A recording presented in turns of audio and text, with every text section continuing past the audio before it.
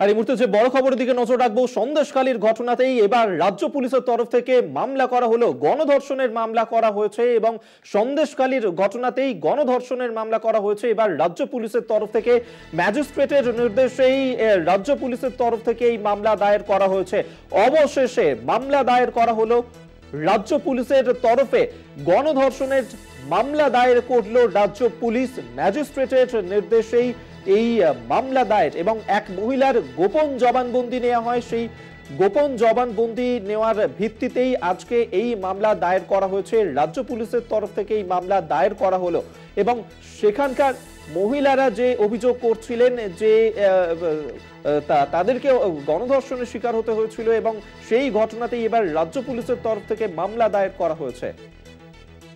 রিয়া মাঝি আমাদের সঙ্গে এই মুহূর্তে টেলিফোনে রয়েছেন, প্রতিনিধি বিস্তারিত জানবো। রিয়া, অভিক, তোমাকে একটু ডিটেলসে আমি জিনিসটা ক্লিয়ার করে রাখবো। সেটা হচ্ছে যে ইতিমধ্যেই যে গ্যাং রেপের যে সেকশন অ্যাড হয়েছে সেটা হচ্ছে 376D, সেই সেকশন অ্যাড করা হয়েছে এই উত্তম সর্দার এবং শিবপ্রসাদ হাজরা, এই দুজনের আগেন্স্টে এই কেস অ্যাড করা হয়েছে। আমরা জানি উত্তম সর্দারকে প্রথম যে গ্রেপ্তার করা হয়েছিল যেই কেসের ভিত্তিতে, সেখানে 354 সেকশন ছিল, অর্থাৎ ছিল তাহানি, এবং সেই কেসে তাকে গ্রেপ্তার করা হয়। তারপর সে বেল পেয়ে যায় এবং বেল পাওয়ার দিনেই সেই কোর্ট থেকে আবারও গ্রেপ্তার করা হয় উত্তম সর্দারকে।